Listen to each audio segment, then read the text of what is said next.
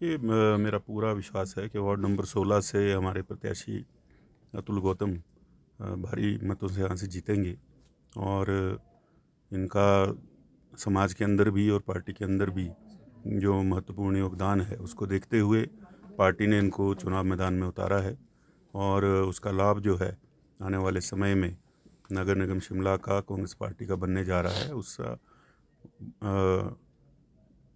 महत्वपूर्ण योगदान इनका रहेगा और जाखू क्योंकि शिमला के लिए एक महत्वपूर्ण वार्ड है।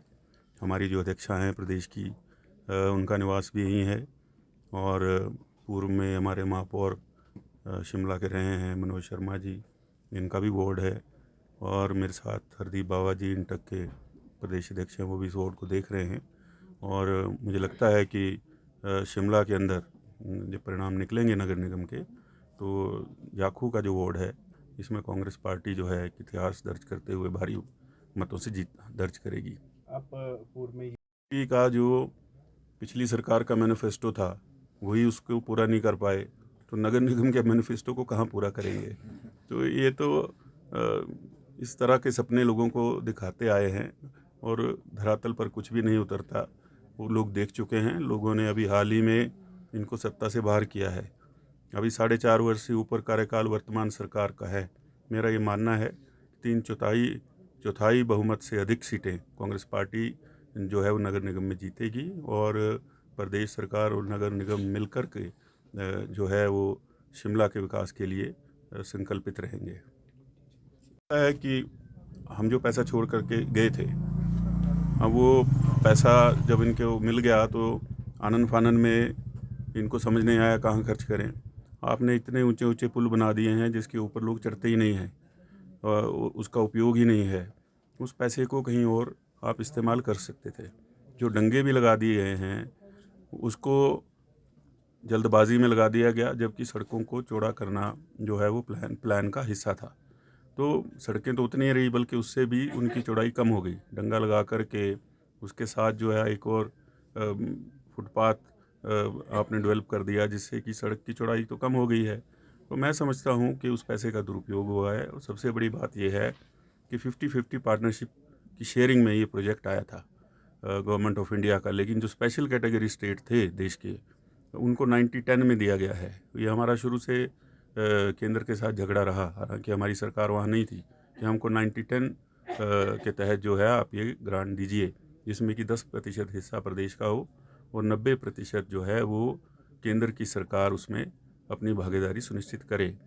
लेकिन इनकी नगर निगम भी थी, प्रदेश में सरकार भी थी, केंद्र में भी इनकी सरकार थी। इसके बावजूद कि ये 90-10 करवाते, जो फंडिंग प्रदेश की तरफ से आनी चाहिए थी उसमें भी कट लगा और प्रोजेक्ट जो है वो छोटे कर दिए गए। जो प्रारूप तैयार किया गया था उसको पूरी तरह से निरस्त करके सिर्फ ये कहीं सौंदर्यकरण कर दिया, वो कहीं बड़े बड़े पुल बना दिए और डंगे लगा दिए। उसको स्मार्ट सिटी नहीं कहते हैं। जो लोगों को सुविधा मिले, उनको जो आम दिनचर्या है उसमें आसानी हो, ऐसे काम जो हैं वो नगर निगम को करने चाहिए थे, जिनको करने में वो पूरी तरह से विफल रहे हैं।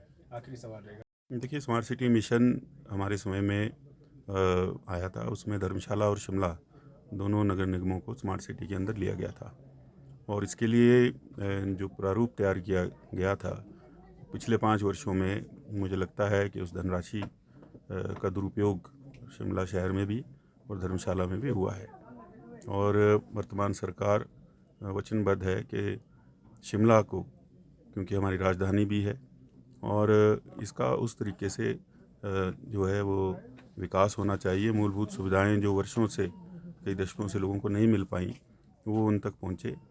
ख़ास तौर पे कंजेशन का बहुत बड़ा मसला है, पार्किंग्स का मसला है, तो उसके लिए जो है वो सरकार एक नीति लेकर के आ रही है। उसके तहत शिमला का जो है वो जीर्णोद्धार होगा, जिसमें कि चाहे वो आपकी पीने की पाइपें हैं पानी की, 24/7 वाटर सप्लाई जो है वो शिमला को देने के लिए सरकार वचनबद्ध है। नगर निगम के साथ मिलकर के सरकार जो है उसको आगे बढ़ाएगी।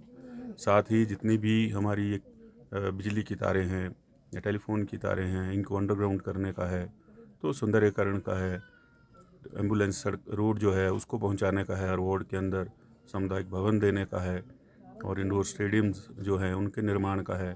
तो इन सारी चीज़ों से जो है वो शिमला शहर को काफ़ी लाभ मिलेगा। और जो लोग जिनके पास अपने घर नहीं है उनके लिए जो है वो घरों का निर्माण करना और सड़कें जो हैं उनको चौड़ा करना, चाहे वो हमारी टिम्बर मार्केट है या सब्जी मंडी है, इनको दूसरे स्थान पर शिफ्ट करके जो है वो शिमला की सड़कों को खोलने का भी काम आने वाले समय में नगर निगम करेगी, जिसका कि लाभ शिमला में रहने वाले जो लोग हैं नगर निगम के उनको मिलेगा। सुधीर जी, अगर बात करें Himalayan Public Senior Secondary School, Nagrota, Bangwa. Kangra, Himachal Pradesh.